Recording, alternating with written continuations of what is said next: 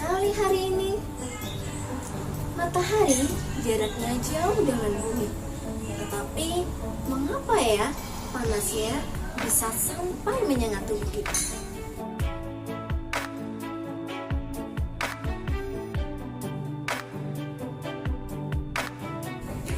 Halo anak-anak hebat Indonesia, salam semangat! Jumpa lagi dengan Ibu Anita dari kota Banjarbaru. Kali ini kita akan belajar tentang perpindahan panas. Setelah menonton tayangan video ini, Ibu harapkan anak-anak dapat mengidentifikasi cara perpindahan panas dan menyebutkan contoh-contohnya dalam kehidupan sehari-hari. Sebelumnya, anak-anak harus memahami bahwa panas berpindah dari benda yang bersuhu tinggi menuju benda yang bersuhu rendah. Panas atau kalor dapat berpindah melalui 3 cara: konduksi, konveksi, dan radiasi. Marilah kita bahas satu persatu perpindahan panas tersebut. Konduksi adalah perpindahan panas tanpa diikuti perpindahan partikel zat perantaranya.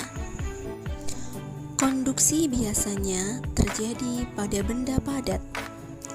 Berikut ini contoh peristiwa sehari-hari yang berhubungan dengan konduksi.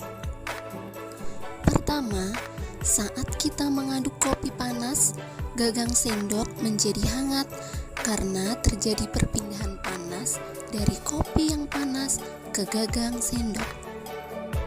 Pada saat menyetrika baju, panas yang berasal dari setrika berpindah ke baju karena digosokkan secara langsung dengan bagian setrika yang terbuat dari logam. Selanjutnya adalah konveksi.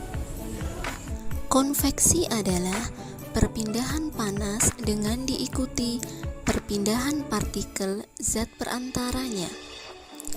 Konveksi biasanya terjadi pada benda cair dan benda gas. Berikut ini beberapa peristiwa sehari-hari yang mengalami proses konveksi. Ketika merebus air, air akan terlihat seperti diaduk karena air yang paling bawah akan terlebih dahulu panas dan menjadi lebih ringan sehingga berpindah ke bagian atas. Asap pabrik naik ke atas melalui cerobong karena asap suhunya panas, sedangkan udara di atasnya bersuhu lebih rendah sehingga asap dapat naik ke atas.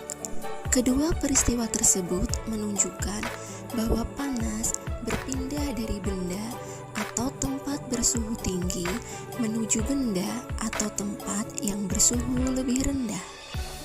Terakhir, radiasi. Radiasi adalah perpindahan panas tanpa melalui zat perantara. Dalam peristiwa radiasi, panas dapat memancar melewati ruang hampa.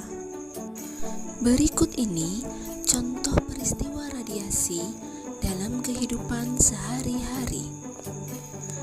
Panas matahari dapat mencapai bumi melalui proses radiasi, yaitu perambatan panas dalam bentuk gelombang elektromagnetik tanpa memerlukan zat perantara. Saat kita berada di dekat api unggun, udara di sekitar kita terasa hangat karena adanya pancaran panas dari api unggun ke udara di sekitarnya. Tahukah kalian bahwa proses konduksi, konveksi, dan radiasi dapat berlangsung dalam satu waktu yang sama? Berikut penjelasannya. Perhatikan gambar berikut ini. Saat kita memanaskan air di atas kompor, panas dari api akan berpindah ke seluruh bagian panci. Perpindahan panas ini disebut konduksi. Air di dalam panci lama-kelamaan akan panas dan timbul gelembung-gelembung di dasar panci. Kemudian gelembung tadi akan naik ke atas. Peristiwa ini disebut konveksi. Api kompor memancarkan panas ke sekelilingnya. Peristiwa ini disebut radiasi. Bagaimana pembelajaran kita kali ini? Menyenangkan bukan? Sampai jumpa lagi. Salam semangat.